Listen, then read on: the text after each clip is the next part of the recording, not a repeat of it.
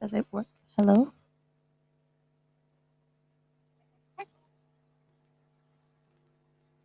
Hello, ladies and gentlemen. Welcome to the very first UN Tourism Women in Tech Startup Competition. This is our very first semifinals. I'm very excited to welcome on stage our 4 judges. We have, well, quicker, yes. So let me please welcome Maya, Nicholas, Gwen, and Jonathan on stage. Thank you.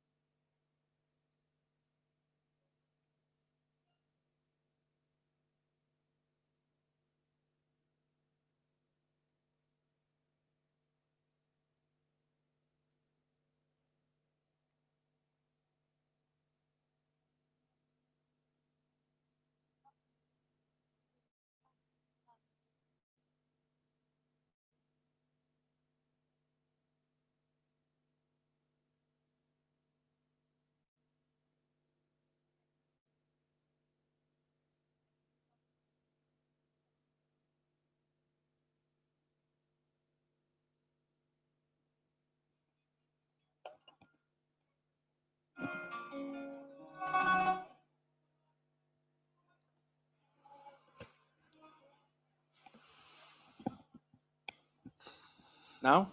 Yes. Okay. So, hello everybody. Thank you for being here. We are going to run the semifinal of our second edition of Women in Tech. It's a startup competition that we have developed from the Middle East to the Middle East for women entrepreneurs. We are UN Tourism, along with the Bench, FHS, and so I'm going to tell you a little bit of what we do and what's the purpose of this, what's the fitting of this competition in the whole strategy of UN Tourism. UN Tourism is a United Nations World Tourism is a United Nations specialized agency. Okay, we used to be called UNWTO, United Nations World Tourism Organization, but we rebranded this summer, made it short and easier to remember. So, just a few figures on tourism. This is what the global outlook is right now, already coming up from the that horrible year that we had, and now everything is looking much better. And the Middle East is one of the regions that is thriving and recovering quicker from this that year 2020. So as you can see, from the numbers of compared to the numbers of arrivals in 2019, the region that's already over 100% recovery is the Middle East. And since I am based in Riyadh and we have a regional office there, which is the scope is the Middle East, we're very proud to be engaged in this growth and development of the sector. Again, the receipts are almost at right now at the end of 2023, a 93% of recovery. So we are within the UN Tourism. There are several departments, and our department is Innovation, Education, and Investments. And within innovation, we focus on promoting entrepreneurship through startup competitions and so on. So for us, in the context of this event, it's relevant to talk about global venture capital investments. As you can see, this is in the tourism sector, and this is the distribution. Already, air transportation, travel, and hospitality cover, the whole of it. It used to be more relevant, or it used to be air transportation, the one that took the biggest share of the cake, but now is shifting, which is a very good sign. Also, the funding of startups in tourism tech, specific to tourism tech, as you can see, there was a peak in 2021 because there was a lot of funds and there had been a, like a holding of the sector. So there was a lot of investment in 2021. It doesn't reflect really the potency of the sector because it's, as you can see, is decreasing, but it's compared to 2021 that was exceeding the norm. In terms of the best performance technologies within the sector, again, we have now coming up artificial intelligence as one of the main, say, technologies that are supporting all the solutions. Blockchain, health tech, green tech, virtual reality, all those solutions are powered by IE right now. So IE becomes like, I don't know, your browser. Everything is IE. And then the trends are, again, of course, very important. Software as a service, solutions that you can just subscribe to instead of having clients, local clients, and so on. So again, this is the whole outlook of these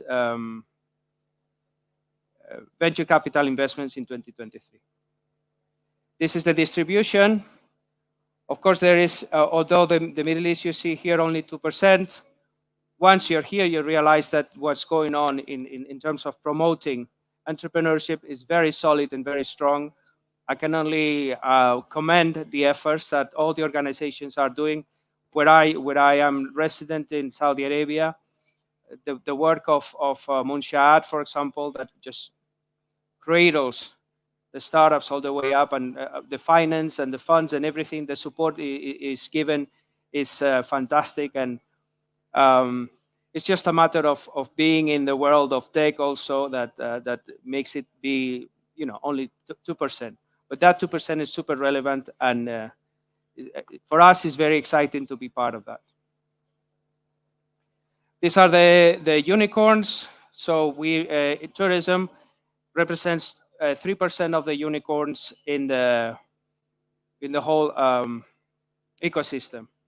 Again, there are names here that you probably know as Hopper or Cabify. So again, we're looking forward to seeing lots of Middle Eastern companies in this group.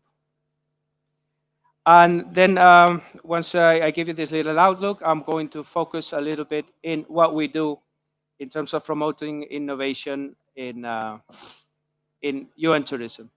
What we do is we run startup competitions and challenges, which are startup competitions also. We're not very original. I hope that we can branch out to do other things, but this is what we do so far. So startup competitions at the level, global level, with different thematics. We work with member states. So the member states, our 160 member states, are our clients. So we work out of their mandate. So in order to put together a startup competition, we work with the host country, and we set up, we discuss their priorities, and then we develop it as such. That's why there are some that are say product related, and there are others that are say regional or territorially delimited, such as Women in Tech. And then the challenges, again, they're more specific, but it's the same idea. So we have so far 18,000 participants from 180 countries for the startup competitions, and 2,500 participants from 130 countries for the innovation challenges. Also, you may be aware that we are all the time hosting summits and events in which we, hey, how you doing? You're everywhere, man. So yeah, every time we have an event, we communicate about these challenges, these initiatives. So one of the benefits of becoming or engaging with us in these startup competitions is becoming part of our ecosystem and being able to participate in all these events and communication opportunities. So this is the impact so far. 350 startups, 23.8% are led by women, and 20% offer already big data and artificial intelligence solutions. This probably next week will be 25% or 30%. The rate of change is crazy. And yeah. So examples of startup competitions. The SDG startup competition was very significant, was run globally. And it was the one that we launched at the offset of 2020. And in a way to restart the sector or contribute to restarting the sector. The Tourism Tech Adventures is how we call the finals of these startup competitions. How we do, we hold an event in which we have the final pitches and we select the winners and they're communicated accordingly. This is a semi-final. We just, this year we were original and we decided out of Jonathan and his team suggestion to hold this semi-final here today. So the competition is Women in Tech. It's, as I like to call it, it's a startup competition from the Middle East to the Middle East focused on women entrepreneurship. And with a touch of technology, of course. And it's surprising, we've had 2 editions so far, and how the rate of incorporation of technology such as AI has shifted. Last year, probably we had candidates, let's say 10% of the candidates were offering AI-powered solutions. Maybe right now they're 70% of them. So this is very, very critical. So we liked to frame our startup competition in our framework, which is People, Planet, and Prosperity. It's the UN Tourism Investment Framework. People, obviously, education, planet, sustainability, and prosperity, entrepreneurship. So within that framework are the 3 categories to this startup competition: people and skill, green travel, and market innovations. These are the target startups. Again, innovative, Middle East, women-led, and that propose solutions, technological solutions for the challenges in tourism. These are the winners of last year. Last year we had 4 categories. This year we have 3. So we have we had a winner from UAE, another from Saudi Arabia, another from Egypt, and another again from UAE. Again, these are now part of our family. They come to all of our events, and I think they're very happy with becoming part of this family. And of course, we are also even more happy that they are. And this is this year editions. We've had 133 applicants from 12 countries, and we have today 12 semi-finalists who will win. So the benefits: training, mentoring, speaking opportunities, again, becoming part of the UN Tourism family forever. So yeah, we always invite the startups to contact us and to become one of us for the better of.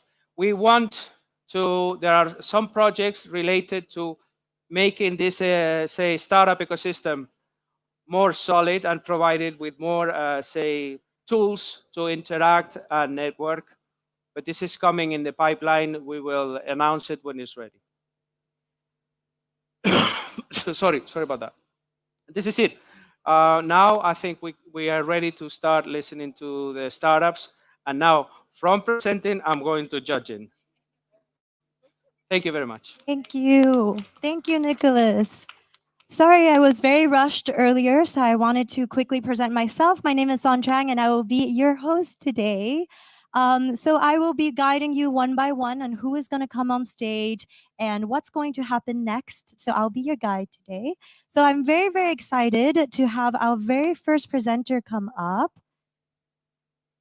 Nizreen. Thank you.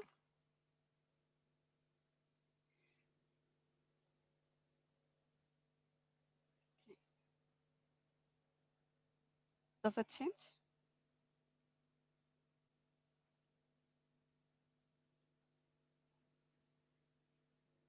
Hi. Okay, so how to change the slides? Okay, so hi everyone. I'm Nisreen from Nittygreen, the CEO and co-founder of Nittygreen. So imagine that every transaction plants a tree.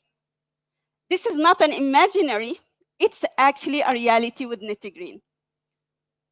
Once upon a time, we had 6 trillion trees. Unfortunately, today we have only 3 trillion, with 15 billion trees are cut annually.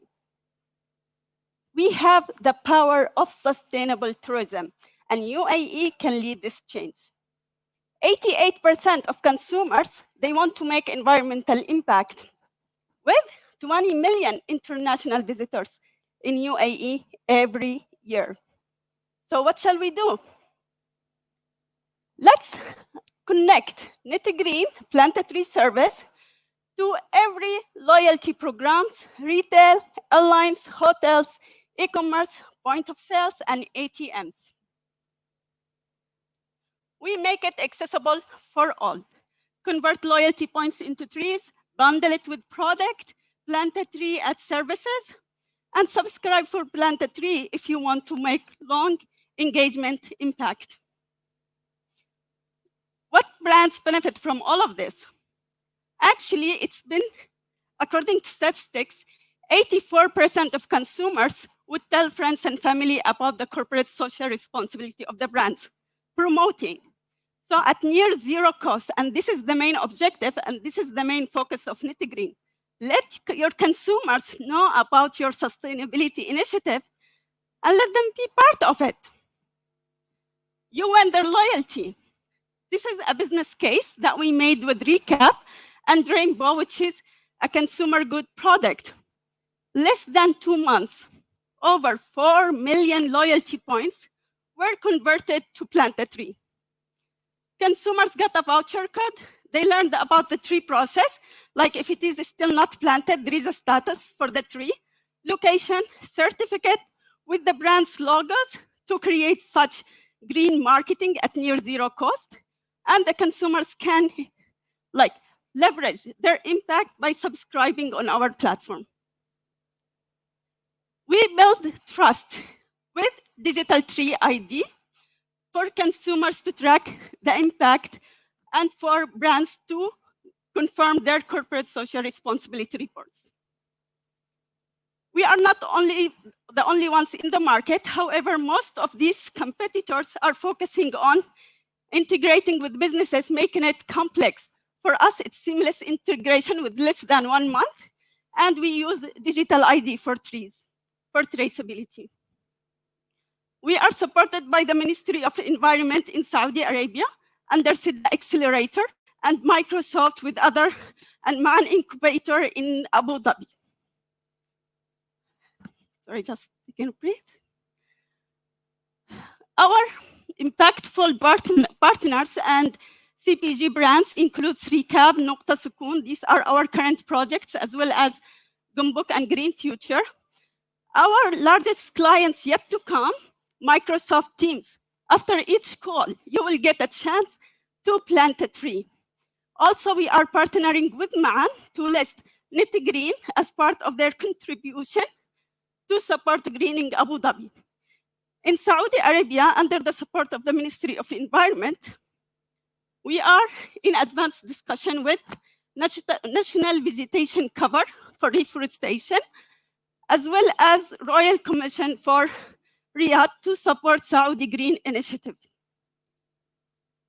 It's a big market, which I would love to discuss it in details, but because of the time, we start from our countries, UAE, GCC. However, eventually we will go to Europe because Nittygreen is a global platform. We make revenue through integration fees, tech fees, as well as white labeling for brands. We have a plan that is to expand worldwide, and as you can see, we have here like a small drop because of our market expansions. Well, you are welcome to join us and make an impactful impact while supporting businesses development. Our team is diverse. We have Hiren Patel, who has a PhD in blockchain traceability technology, and also like our legal consultant when it comes to carbon offset and carbon credits, and maintain on the regulations level. You can join us by integrating our application to your platforms, or sponsor Planted Tree services, or join our investment round. Join our community, and thank you very much.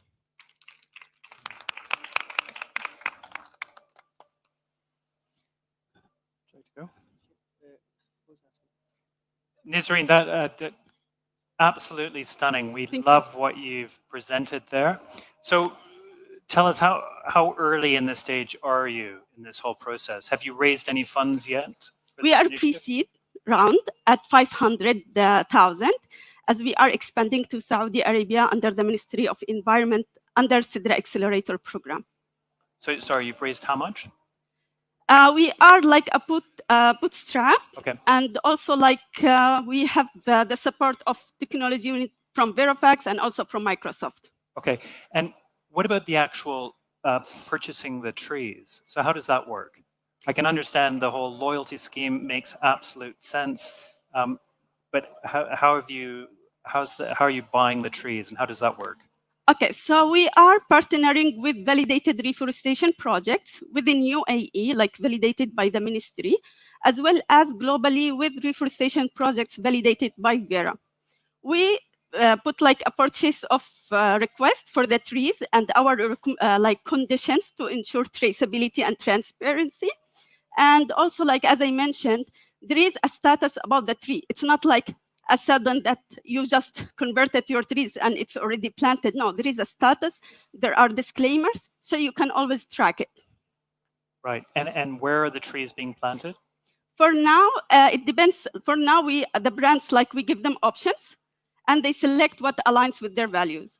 For instance, with Recap, they selected Az-Zuhra, a reforestation project in Ajman, and they are like transferring the sponsorship to this reforestation project.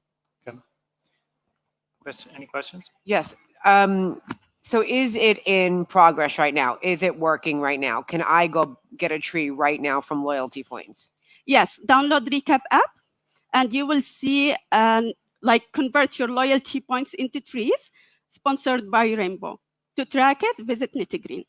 Okay, but loyalty points from where right now? So the loyalty points differs from each, like for instance, we have ADNOC Distribution, we have Emirates Airlines.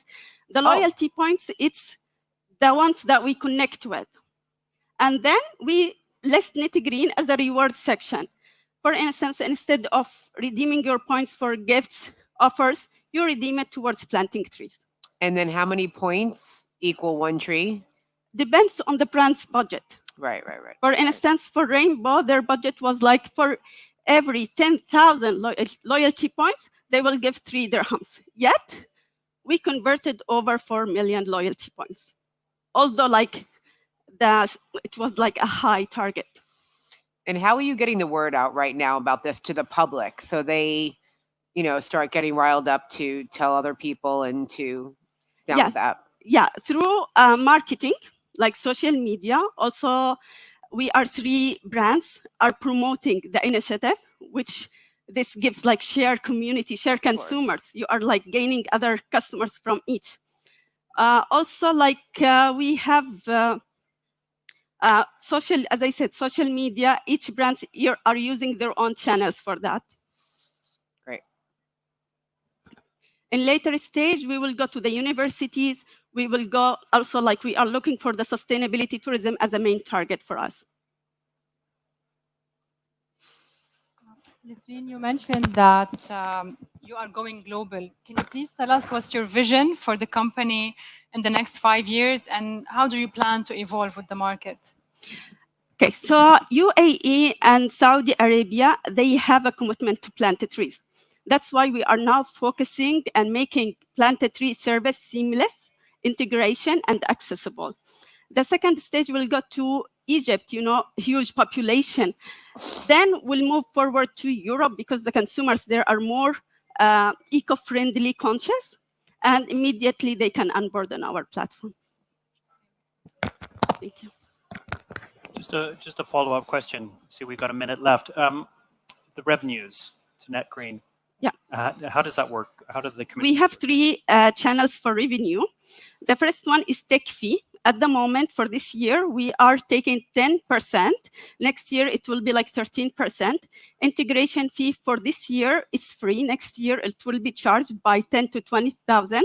We also like white label for brands, which depends on the size of the integration. Okay, great. Thank you. Thank you. Thank you very much, Nasreen. Yay.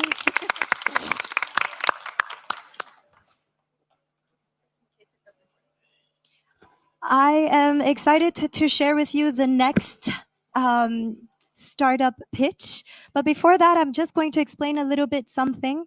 Today, you will have 6 pitches offline, and our 6 other pitches are online tomorrow. So if you come back tomorrow, you have the 6 other semifinalists as well. So today, you'll see them physically, and tomorrow, you'll see them virtually. But now I'm very excited to present to you Ms. Bell. Please come up on stage. I'm good. Yeah. All right, cool. Need to click this one? Okay. Yeah. Wow. Okay. Hi everyone. My name is Belle. Really happy to see all of you here. Good afternoon to our lovely judges and everyone here.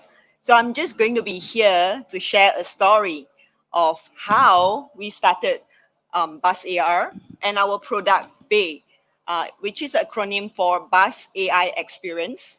We really want to build the largest cross-border platform between the MENA region and the APAC region.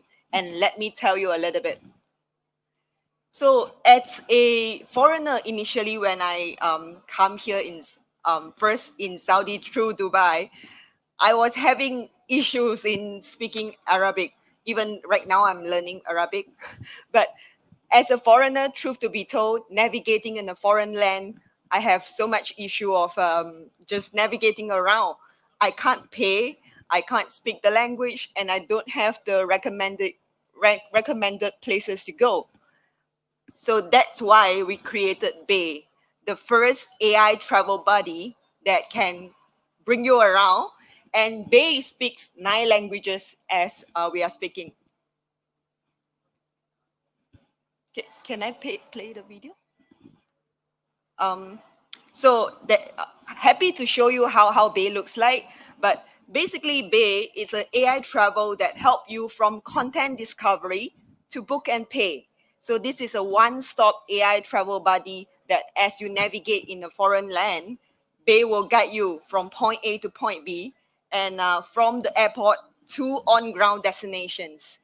So apart from just content discovery, we also integrated our very own booking system and our own payment system.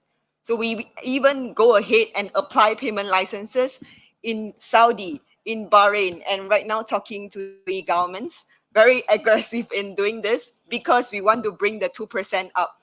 I'm sure together we can do this. Average traveler has a 3,200 spend in terms of US dollar. It's about 12,000 Saudi Riyal or AED. So by serving 1 million travelers, we will bring in approximately US dollar 3.2 billion spent to the MENA region. Isn't it exciting? Yeah. So as of now, we are building the inbound tourism. So we bring APAC region travelers to here in the MENA region. But we envision that we will be the largest traveler platforms when it comes to inbound and outbound traveler. you think of Bei. So Bei, as you can see, she's a lovely lady that you can walk around with a mobile phone and she will run from discovery, which means the immersive content. She will show you the beauty of Diriyah Gate, the beauty of all the destinations. She will help you with booking and payment. So it's like you can just tell Bei, I'm going to Paris or I'm going to Dubai today. She will then one click help you to run all the necessary work. So this is the AI agent use case that we have incorporated. So unlike other online travel platform, we don't monetize directly from the 2C. We monetize from the 2B and the 2G right now. So this is our buyers. In fact, we have digitized the whole of Diriyah Gate. We have a carbon copy of Diriyah Gate. So people in China, they can see, oh, this is the beauty of the kingdom and they want to come here. So we work directly with our client and we even turn our client eventually to our channel partners. Our top line last year was about $4 million. And this year we are on track to hit $8 million. We have ongoing B2G contracts with Saudi Tourism Authority. Last year and this year, we have signed 3 years MOU with the authority. As we are speaking right now, over 3 million people have in one way or another experienced our platform. Of course, I don't do this alone. I have an amazing team where I used to be a lawyer prior to running this business. So I lead the licensing team. And also when it comes to business development, talking to external shareholders, that's my job. I'm fortunate to be nominated as top 100 women in tech in Singapore. And I'm bringing all this expertise in the APAC region to the MENA region. We have registered our company in Saudi since last year. And right now we have a team of good people working in Saudi, including people like Surok. So Romeo is the secret sauce of how we can attract 1.4 billion population from China to the MENA region. So he used to work in Alibaba Payment. He used to lead at Stripe APAC region as well. Can publish a top VR game, which up to today is a top VR game. Yeah, so Bei is everywhere. I'm happy to take questions from the judges. Thank you so much. Before we go, I know that you had a video. Do you want us to play it for you? Yeah, Yeah? if that's okay. Yes. If you don't mind, judges, I will play the video. Thank you. Imagine navigating in a foreign country without speaking their language. It is tough, costly, and inconvenient. Introducing Bei, Buzz AI Experiences, your travel buddy that goes with you everywhere, making your journey smooth and hassle-free. Hello there. Welcome to Japan Airport. How can I assist you today? Meet Bei, Buzz AI Experiences, Hey! your new travel buddy with an interactive avatar. Bei creates a seamless travel experience for everyone. Bei speaks your language, greeting you with a friendly smile and personalized suggestions. Hi there. I'm BIE, your friendly guide in Singapore. How can I assist you today? As you interact with Bei, she builds a traveler profile for you, offering personalized recommendations that match your preferences. Woohoo!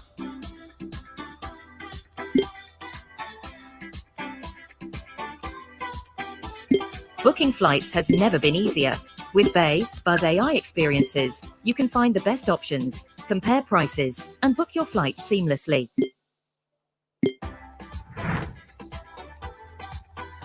Thank you, John. Verification complete. Join us in revolutionizing experiences at scale with Bei. Visit BeiChat today. Lowest price guaranteed for selected routes only. Together, we create a smarter, seamless, and delightful future. At Buzz AR, we make your every experience unforgettable.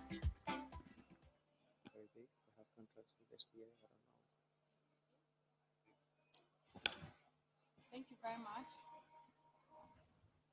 It's not working. Now it's good. Thank you very much. It's extremely interesting. Can you please elaborate on the specific AI technologies and fintech innovation that will be utilized to enhance travel experiences? Yeah, I'm so glad that you asked these questions. So we actually go ahead and even build our own AI model. So the AI model of ours, we work with Meta Llama. So this Llama 3 model that we can put in proprietary data. For example, we work with government. We put in government selected and endorsed data to this AI model. And from there, we build a domain AI model that is focusing onto tourism, hospitality only. So all the answers, unlike, for example, ChatGPT out there, they may have some random answers, which is also correct, but this is targeted because we want them to serve, for example, the MENA region. So therefore, we built this with this intention that it will serve very deeply. Apart from just the domain AI, we also built very targeted AI travel buddy that speaks 9 languages, including Arabic and more. I have one more question in the integration challenges that you might have. So what challenges do you foresee in integrating your solution with existing travel industry systems? And how do you plan to address them actually? Yeah, very good question. So it relates to your question just now, right? So when it comes to integrating the travel related application, we also have many challenges. For example, the AI agent use case that we talk about, like they can select the seats and straight away checked out using the one-click function that we wanted. I must say, as of now, it's still in the beta mode that we are testing, but we are very fortunate to work with Amadeus. So Amadeus is a big backer of ours to support us from the infrastructure layer, and together with all the monetary authorities in the region, be it SAMA, be it the one Bahrain, be it in the UAE, we are working very, very closely to ensure the whole discover, book, and pay is seamless. And we are working towards this.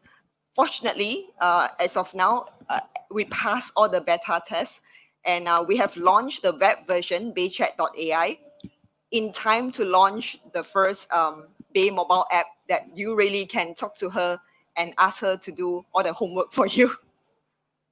Very interesting. Thank you. I'm okay. Sorry, when are you planning to launch here? So we have launched the web version that has been working since last year and we are fully registered here since 2023. But the advanced version right now, that it's like you can talk to Bay, book me a ticket to Dubai, and she will immediately carry out the AI agent use case. That's December. Keep an eye. Right, it's going to be the hit time, like the best time for us to not only work on the booking system, because traditionally it has been only booking, and traditionally it has been very transactional. We want to be the first one that we can carry out the transaction, but it's relational. You build a relationship with Bay. Bay understand you inside out. Therefore, the tickets, the experience that she selects for you is for you, like for you, Jonathan. Sure, but when you've got a complicated journey, Yeah, dropping off in different destinations, yeah. sometimes you need that person to speak to as well. How do you get around that? Yeah. So right now she has this one-click button that you can talk to her, and what happens is that she has the tailor-made, like maybe 90% of the tailor-made route. So when it comes to our problems, we are serving mainly the APAC region people coming to Saudi, and I will be the one to call this out. Their itinerary has been quite similar. So for example, when they land in Riyadh, they will want to go to Alula.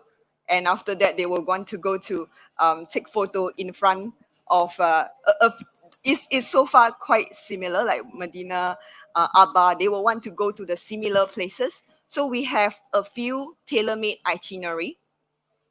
And with all these, for example, all these tailor-made itinerary that solve maybe 80 to 90% of their needs, we have this 10% that they also can do a one-click to call out. So we do have the people that we are supporting this, because we work with the government.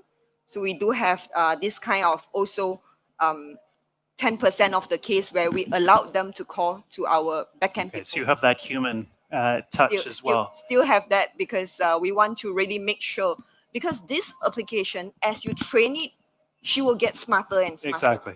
Yeah, no, for sure. And the revenues, 8 million you're looking at this year, how are you generating those revenues? Yeah. So we focus on tier 1 destinations, as you can see from our clientele.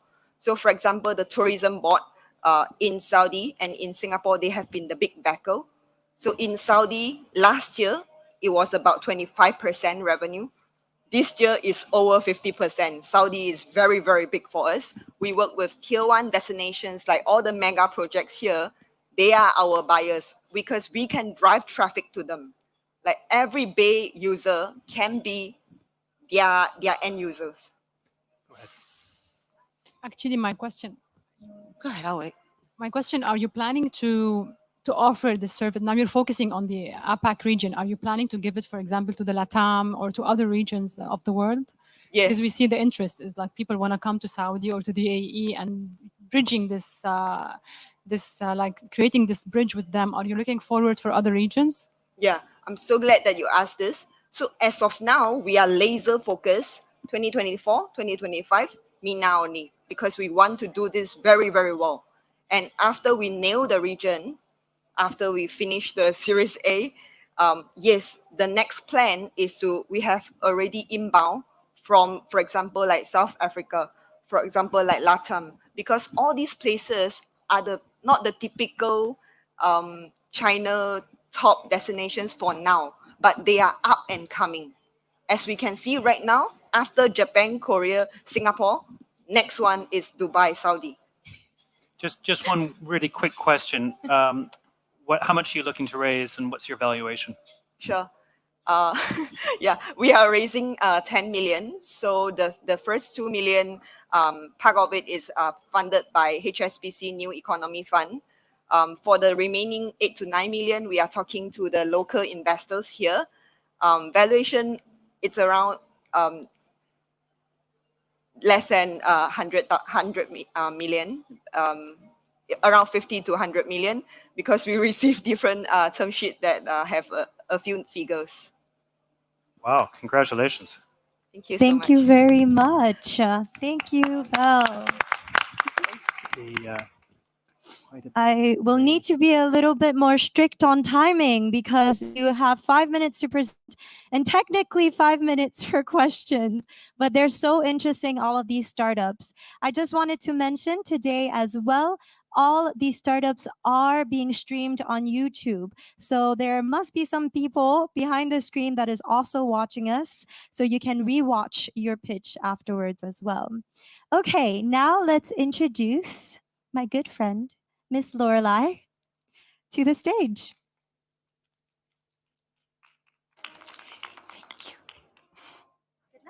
Thank you. Good afternoon, everyone. It has been a busy back to work and school month. Summer holiday feels very far away already, and you do feel the need to press pause.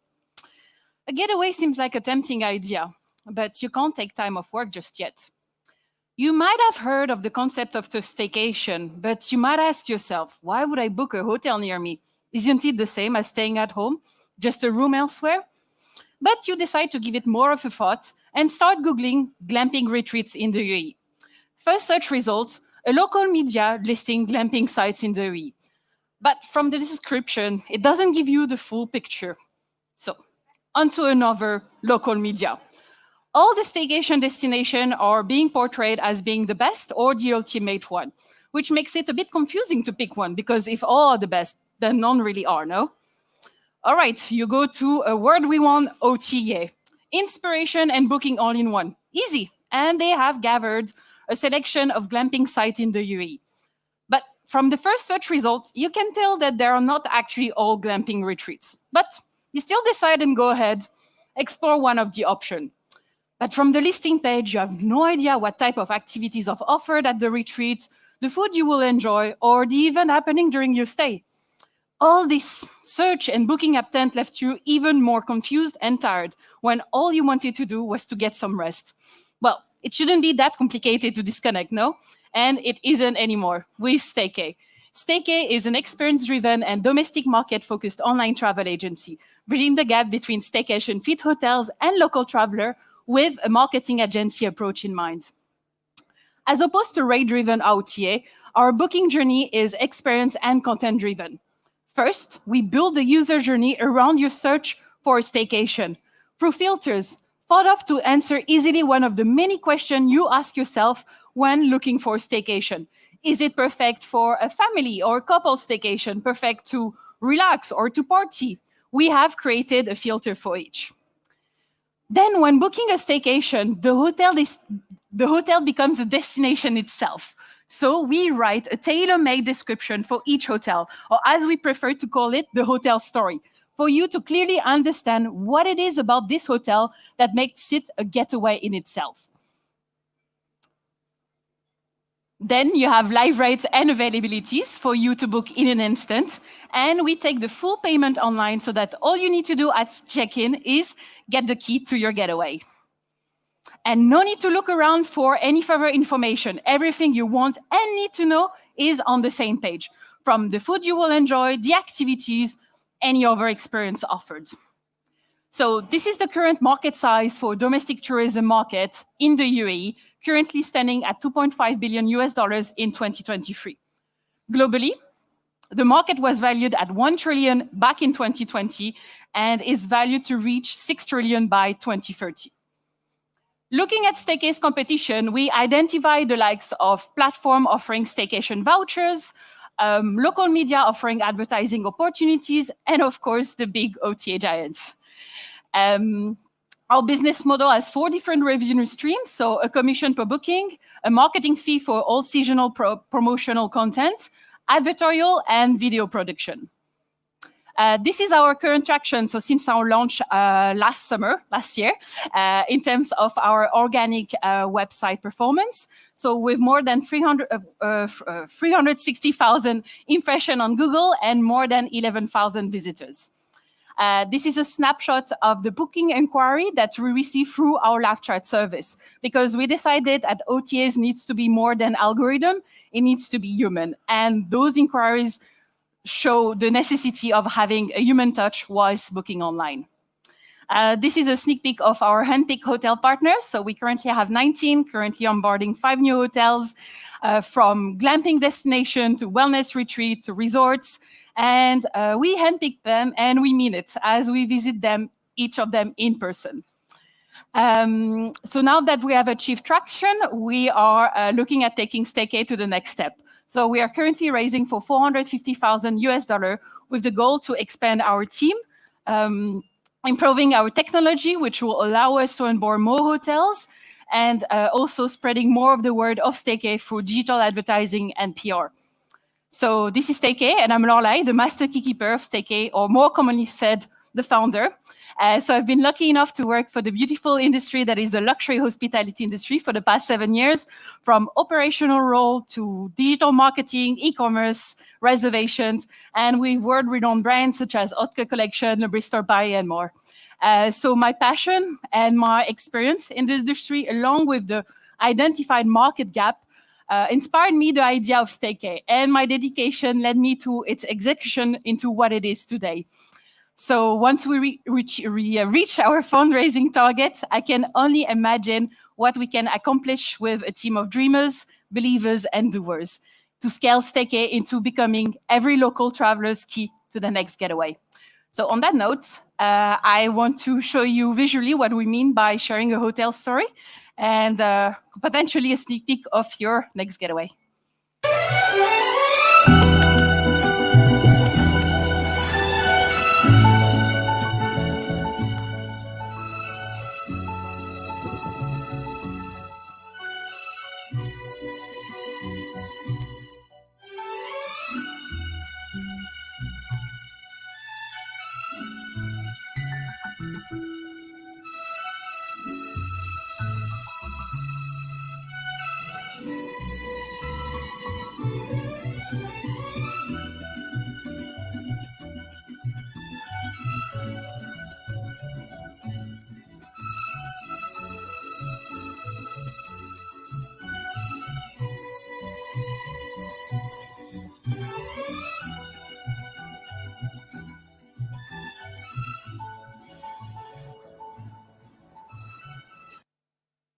Thanks so much. Can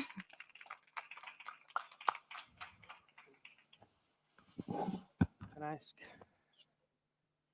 Hi. That was amazing. I'd like to ask you, I see a high level of personalization, like writing the whole description of the hotel, providing a video as such.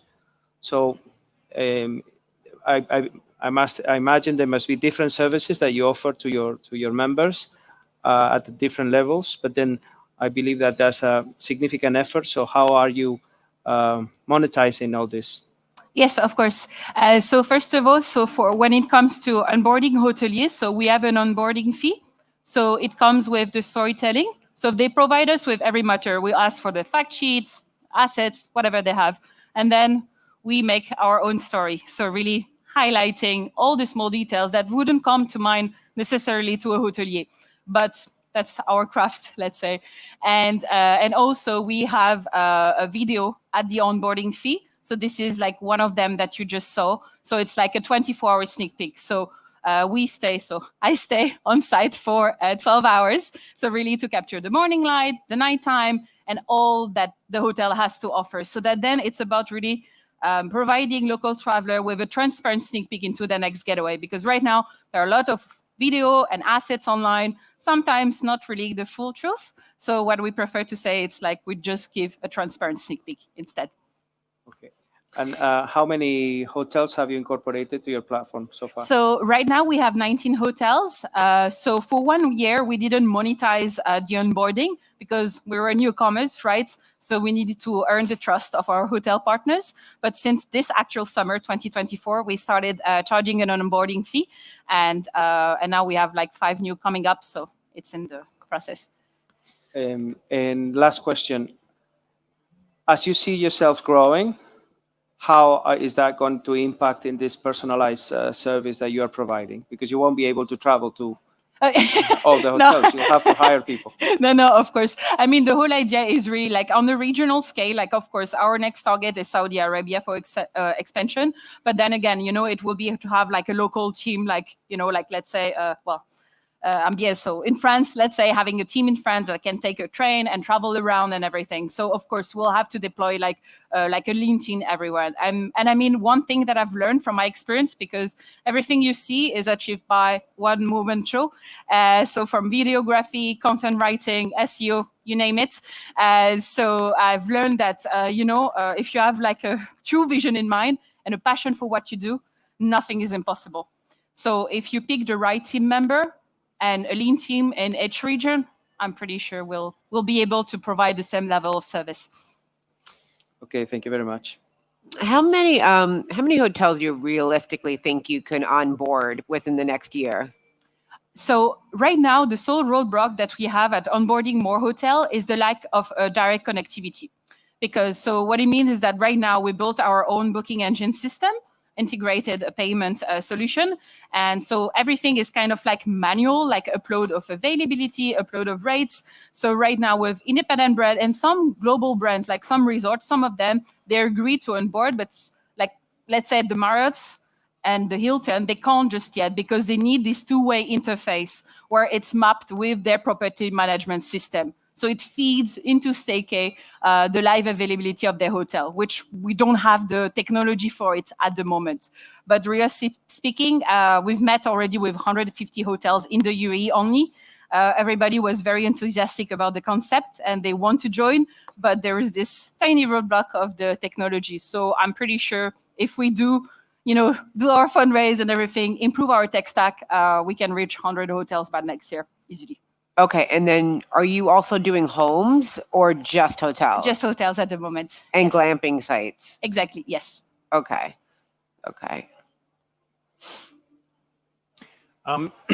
You say you're trying to raise 450,000.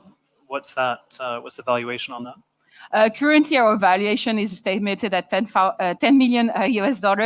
But to be honest with you, like right now, we are being transparent into the money we need to fuel the business. But in terms of valuation, of course, then we're like open to discussion with like any potential investor. And how much have you raised so far? So far, 150,000 euro. I mean, US. Okay. Who is your target demo right now? Who do you feel is using is it singles? Is it people with families? Is it a certain, So right now it has been mostly couples, a bit of families as well. And in terms of nationally split, because even though it's crafted for UE citizen and residents, we capture the nationality at checkout. So just to understand better our customer, and 50% of the bookers that we had until now are actually locals, Emiratis, and then the rest it's from British, Canadian,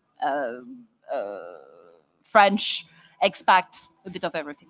And do you find the locals are actually have vacationed in their own home before? Does it seem like that's something normal with yes. this group? Yeah, it's very popular, and especially with the locals, they do it. They do book very last minute actually. So it's something very spontaneous. Yes. Mm.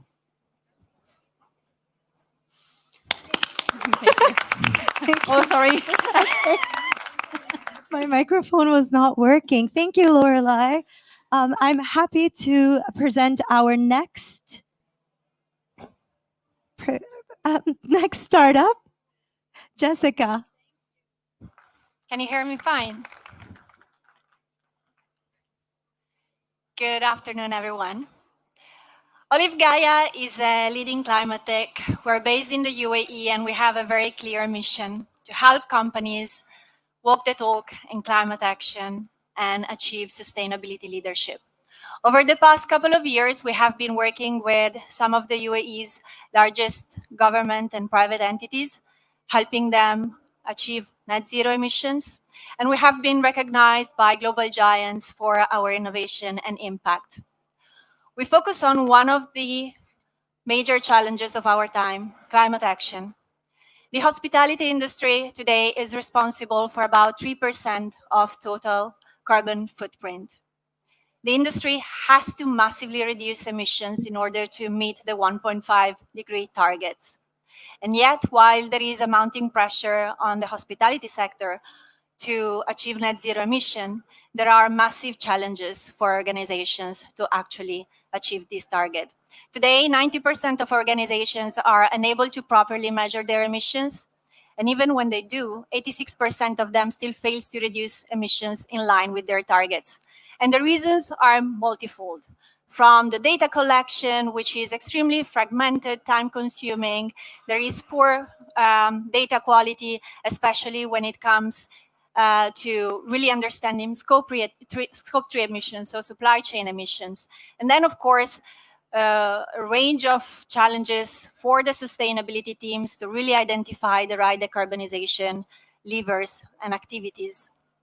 This is why we developed Zero.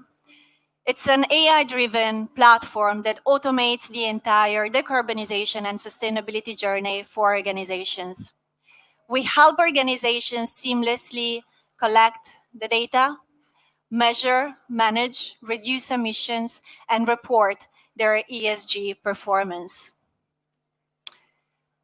When it comes to an organization, an average organization, like a group, hospitality group, their sustainability team has to collect on average between 1,000 and 3,000 data points annually.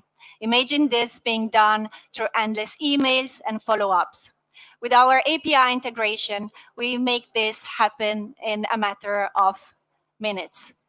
We cut out completely the manual intervention, and even when it comes to uploading thousands of POs and invoices in JPEGs, PDFs, our AI engine is able to extract the information that is needed to measure the carbon footprint and categorize it under the right scope of emission.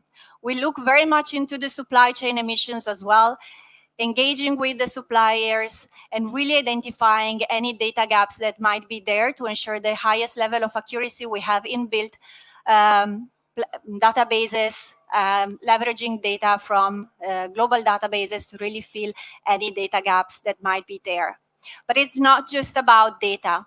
We provide real-time insights into GHG emissions, so to allow organizations to instantly take action and make a sound and data-driven decision-making.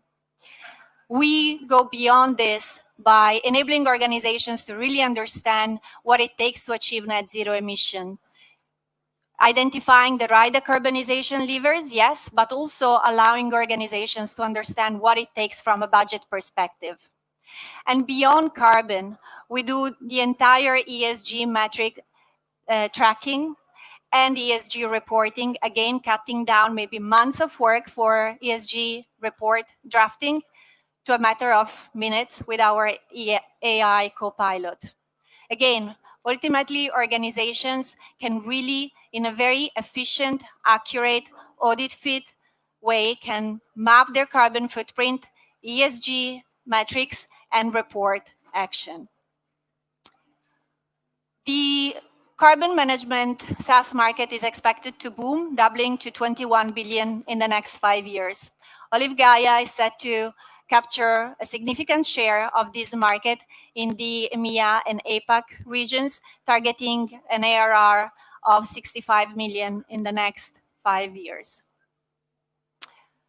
Our tool is completely industry agnostic and beyond, and goes very much beyond what our competitors do in terms of ESG reporting and carbon accounting. We really identified the need for ESG risk assessment, and through our tech and innovation, we provide solution-oriented tools. Our business model is based on subscription as well as bespoke consulting. And over the past years, we have been serving a number of clients, as I said, in the region, building a very solid pipeline for future market growth, and we're currently onboarding existing clients into our platform. Having successfully raised 1.2 million in our seed round, we are now eyeing a 2.5 million bridge as we move toward our Series A. The funds will be used to expand our product capabilities to include the complete ESG risk management suite and biodiversity impact suite, as well as to expand our operations beyond the region to really enable a net zero and sustainable future for all. Thank you. Hi, I'd like to ask you, okay, so how do you adapt to the different size of businesses? Yes. Because the sector is populated by very small and medium enterprises. So is like you know, someone who with a boutique hotel somewhere with, I don't know, 10 rooms. Well, how can you adapt? What kind of service can you provide, and how expensive that would be for them? Absolutely, thank you. The effort that they need to go through. Yes, absolutely. The question is very interesting, and the product is built in a way that it is completely modular and meets the exact needs of the organizations wherever they are in their sustainability journey. Let's say I'm a small boutique hotel. I just need to start my carbon accounting. Maybe I need to look at Scope 1, Scope 2, and partially Scope 3 to start my journey in sustainability. We can actually provide them just the tools they need in that specific moment. If I'm a very large organization with operations worldwide, again, the tool is built in a way so that we can capture exactly where emissions are coming from which asset, where it is located, even, you know, at supply chain level, which are the top emitting suppliers. And this is all mapped in the tool. If the organization already has started their carbon footprint accounting and they want to engage with their supply chain, again, we have just a module that they can, you know, sort of purchase or subscribe to so that they can start this additional engagement. Let's say they want to set their net zero targets. We have an additional module that they can sort of, again, onboard into, where they can set targets for decarbonization and then select the right levers, or basically with the support of AI, understand what their decarbonization journey might look like, including marginal abatement costs, which is basically the budget that the organization might need in order to implement those activities. So it's very tailor-made, and the pricing, again, it varies depending on the number of users, the locations, and the complexity, of course, of the organization. So it can really adapt to very small organization as well as to very large enterprises. Okay, and just, oh, I got this. Another thing, there is an expectation of requiring compliance with certain requirements for, I don't know, accessing to grants and so on. Are you in a position to certify that compliance from your clients? The tool is completely audit fit and it is meant for compliance purposes. Of course, we cannot certify our own work. So what we do is provide a tool that is ready for third-party auditors to verify and put a stamp on it. It is, however, built with the GHG protocol. So the structure is built on the GHG protocol, ISO 14064. Which is again the standard for corporate carbon accounting. And again, it enables the software is built in a way to ensure maximum transparency and accountability for compliance purposes. Very good, thank you. You said the tool is industry agnostic. Yes. But where are you focusing at the moment? We're currently focusing on sectors which have, of course, which are high emitting sectors, as well as the high impact ones. So, of course, hospitality is one of them. In the UAE is a prominent sector. So this is definitely a reason why we're focusing on that. Other sectors that we are engaging with at the moment is the banking and financial services sector, because of finance emissions and transition financing purposes, as well as the construction. Again, very same reason, very prominent in the region and have an extensive supply chain. So again, the tool enables organizations to really understand and engage with thousands of suppliers, gathering data from them, filling any data gaps that might be there to ensure highest accuracy. So the challenge here is accessing the data. Yes. With the industry, be it the hotel industry, Absolutely. other industries. Yep. And getting the APIs. We have the APIs through which we basically integrate with the ERP system in the organization, cutting down completely the manual interventions. So whatever is there, we extract it. Let's say an organization has certain data points that are not, accessible in their ERP systems. Then again, through AI, we're able to, let's say, someone from the HR department or purchase department uploads hundreds or thousands of scanned documents of invoices, purchase orders. AI reads, extracts the data, classifies it, understands, which facility, which asset is basically emitting those emissions, and then calculates. And then we provide all the dashboards and analytical tools for the organization to really understand, how the emissions are where they are coming from, and basically what to do about them. Right. Yep. Thank you. Thank you so much. Thank you so much. Thank you so much. I will take that from you. Thank you very much. We only have 2 more startups to go. Well, technically 8, but 2 today and 6 more tomorrow. Happy to present Ms. Rana on stage. Thank you. Thank you. Thank you. I'm Rana, the COO and co-founder of Eduployment, where we are reimagining the ecosystem of workforce recruitment. I'd like you to meet Ali. He started working at the age of 14 as a dishwasher just to support his family in Pakistan. One day, an agent convinced him to pay $1,300 for a job abroad. Unfortunately, there was no job. In the end, Ali slept on the streets until, in his own words, he told me, an angel saved me and helped him get a job. Now, employers also struggle with the hiring process. For example, I was a previous restaurant owner, and I struggled because I was limited to using legacy job platforms. And yes, they provided me with thousands of CVs, most of them irrelevant. It took me days and weeks to get through them. In the end, the hiring process felt random, and it wasted a lot of time and money. So we built Eduployment, where we engage with candidates, our job seekers, on an app in their native language. This way, they can apply to jobs, interview, and get hired on the app, all for $1.50 per month, and it's a subscription. For employers, we engage them, we leverage an AI technology in addition to a unique engagement model. That way, we help them hire the right applicant fast while doing good at the same time. So for example, as soon as an employer posts a job on Eduployment, within seconds, they receive qualified applicants with an AI matching score, and we also give them the reason for that score. We've had employers hire in under 23 hours. With Eduployment, we empower candidates to find their jobs directly and efficiently. That way they can unlock a lifetime of opportunity, uplifting themselves and their dependents out of poverty.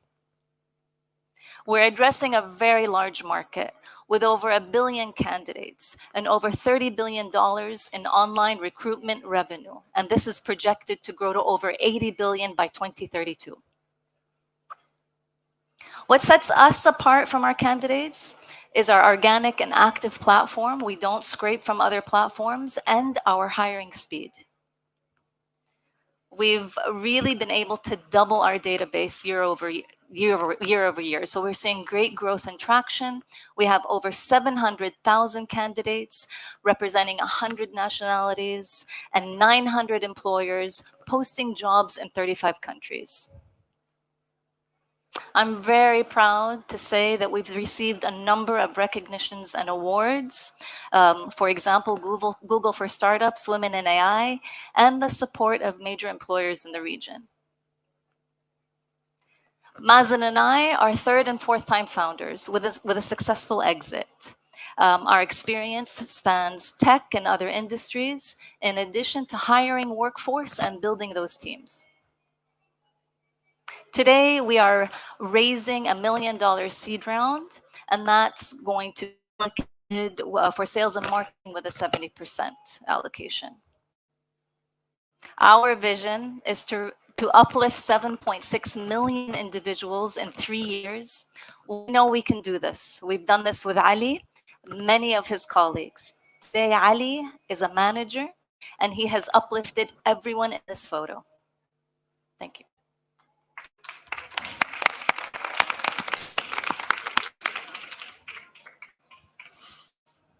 Rana, very, very interesting. Thank you so much. I wasn't sure where the voice was coming from. Sorry.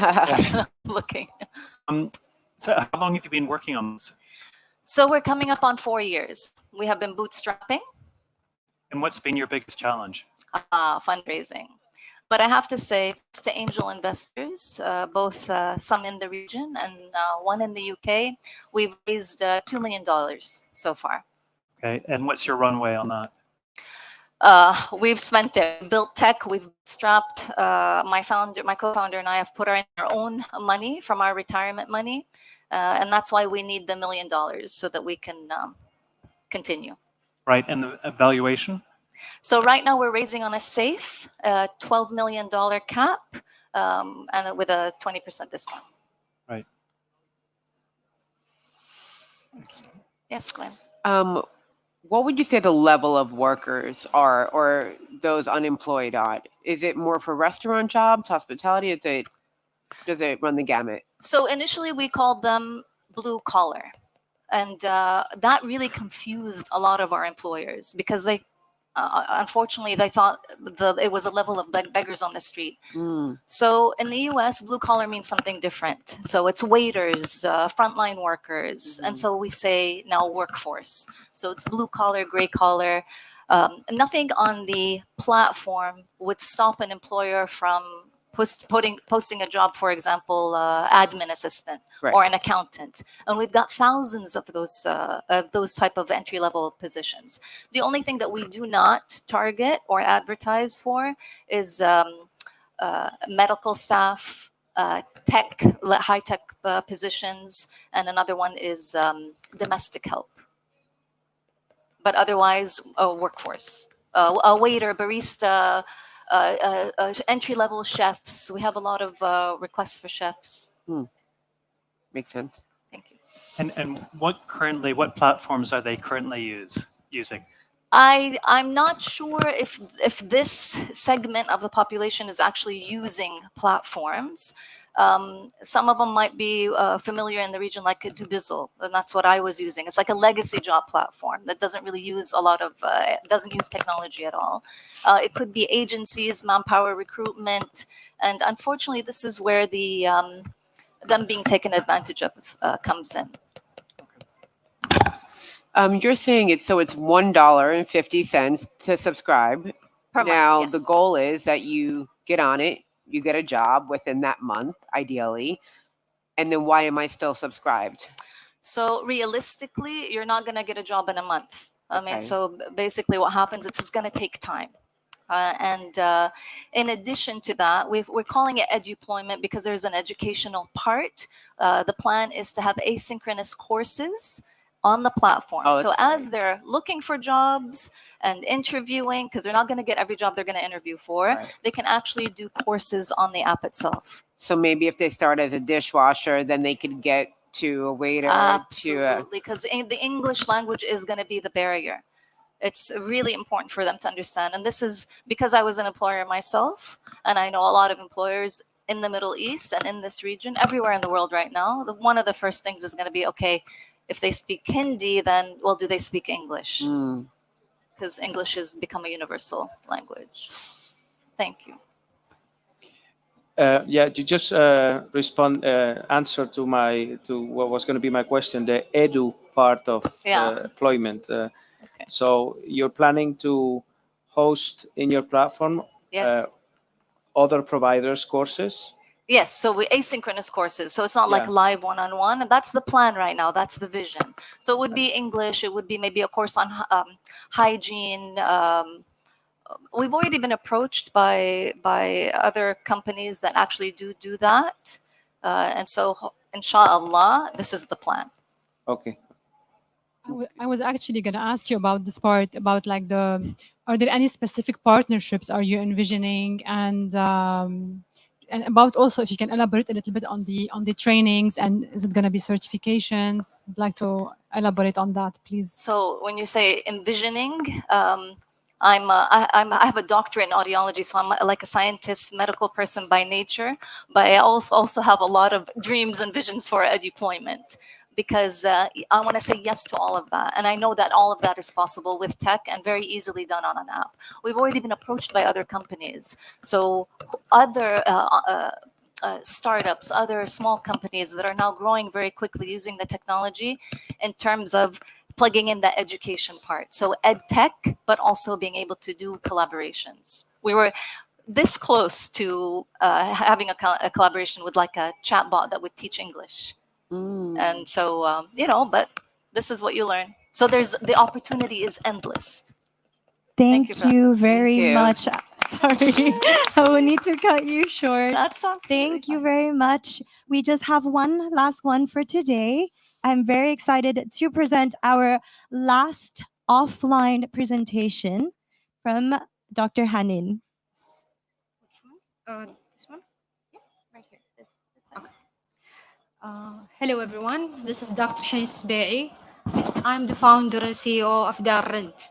Dar Rent is a PropTech daily rentals and accommodation launched in 2021.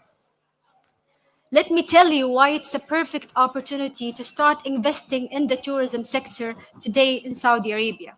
We are now investing more than $1 trillion in this market alone. It's one of the biggest markets, taking 150 million visitors every year. By the way, this year we have closed the 100 million visitors, and we have raised the target to 150 million annually every year. And of course, Riyadh Expo by 2030 is coming, and the World Cup in Saudi Arabia. This industry alone, it's one of the fastest industry worldwide, taking 11% from the hotel market every year. So if this is all a great opportunity, let me tell you what's the problem. The fast expansion that happened in the tourism sector caused lack of accommodations with difficult payment methods and lack of operation management system. So the solution is having a platform for all the accommodation with a variety of properties to choose from, and a SaaS system to help you manage the operation for the local accommodation, and a multiple payment method. Let me ask you all a question. Who recently visited Al Ula? In the season? In the season, the average price was hitting more than 10,000 Saudi riyal per one night. And this is only the beginning, because this year we have achieved 500,000 visitors coming to Al Ula. And by 2030, there will be 2 million for Al Ula alone. And this is one city. The product is live. Next time, please, when you're coming to Saudi Arabia and one of the 15 cities across tourism, please use our code. You will have a discount from us. Our business model is simple. We have 22% from every reservation and 30 to 25% from the property management. Soon we will have the subscribe for the host with data analytics system and the local experience. Our traction, this is by the way, the numbers for 2023. This is all numbers. Now we have more than 10,000 hosts, and we have more than 20,000 total booked nights. We are now in 18 cities, and we have more than $4 million GPV, and we are still targeting, inshallah, 4 million, because Riyadh season is our season, inshallah. Our market is more than $1 billion market in Saudi Arabia alone. Our competition, we see ourselves between the property management and between the marketplace. In the marketplace, like the gathering and Airbnb, and the property management, Mabat and Keys, we see ourselves that we have the marketplace, we have the property management and the hostess. We are the only company in the region that have full insurance for their properties up to 1 million. And we did that with the Ta'awuniya Insurance as one of our partners. Our roadmap, as I told you, have achieved, mashallah, alhamdulillah, our goals for quarter three, inshallah, going to more. And actually, we have achieved more than our target in quarter three. Our partners, we are backed with these guys. We have closed our pre-seed 2021 with $1 million with the Rams and Wathiq PropTech VC and Alkins Ventures. We have closed, by the way, our $3 million last month. We have been led by Ta'awuni Insurance. We started the business with the insurance for the property, and they have led after that, it led to, they are leading our round. They have invested more than $2 million. And we have the only company who have attracted Morgan Stanley as one of our investors in our cap table now, and BIM Venture. We are, of course, this couldn't be happen without 25 talents. I really couldn't have anything done without these guys. All of them have great experience between Oyo, Airbnb, Noon, universities, and gathering. Thank you so much. Please contact me for any more questions.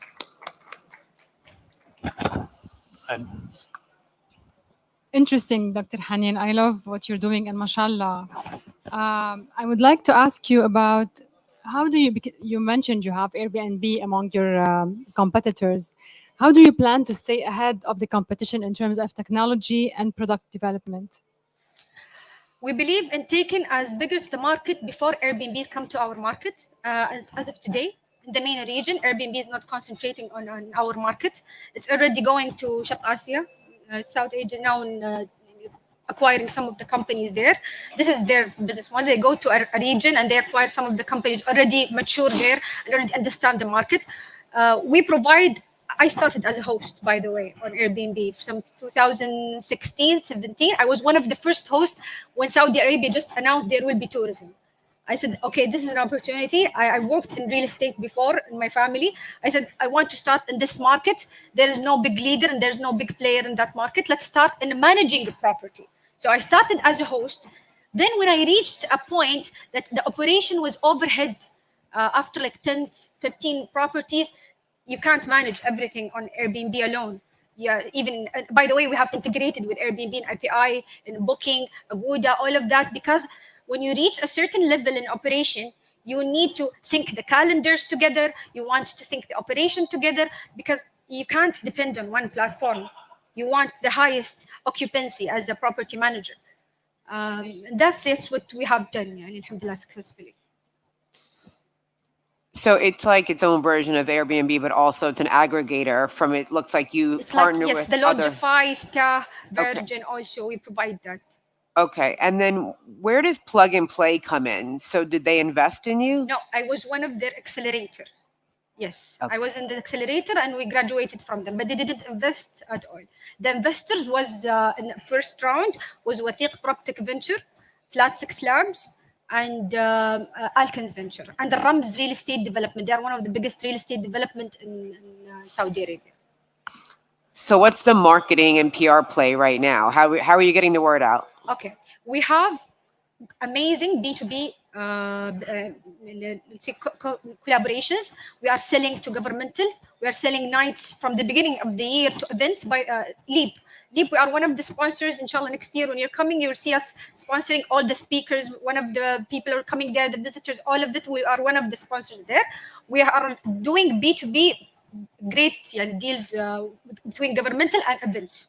And also authorities like Ministry of Sports, Ministry of what do you call it, events, all of that. So when their people come Yes, to town, they but have we a are place. also very strong in TikTok and Snapchat, going to doing big events for hosts because we are building a community. This is a new industry in Saudi Arabia. Dubai is like ahead of us, and we can see the future of what going to be happening in Saudi when we look at Dubai. So this is only just beginning. And how many properties do you have right We now? have now more than 10,000 Just in Saudi Arabia alone. just in Saudi Arabia. How many have in Alula? Al Ula, we have like 1,000. Yes, we have around Wow. 1,000 because there they are all big players like Mabat. Mabat is a property manager. It's like here Silken. Silken is very strong here in Dubai. They manage property on behalf of people. So as one of they have strong supply in Al Ula and in Riyadh and Jeddah and Mecca. So we depend on their supply as an operator. Okay, makes sense. Okay. Thank you. Yeah. Do you want to? Just going to ask, I mean, it's very interesting what you're doing. Two things, valuation and also what's your biggest challenge? I think our biggest challenge is finding. We are fighting on tech talents in Saudi Arabia. We have that fight because they are. There's not too many tech talents in Saudi, and you are fighting with governmental on those talents and between salaries and how to find. So I think finding the right talents for the next stage to take you to the next level. Okay. It's our biggest challenge. Okay. All right. Thank you very much, Dr. Haneen. Valuation. We have raised all of our pre-seed and seed and safe notes. Our cap was $20 million. 20 million? Okay. All right. Thank you. Thank you so much. Thank you. Thank you very much to all of our startups today. This will be a wrap for today. Thank you to all judges. I just want to say that tomorrow we'll be back from 2 to 3:30 again with all of the online pitches. All the startups that were here today, make sure you come tomorrow because we will be announcing the final 6 for the finals in Saudi. Thank you very much and see you tomorrow.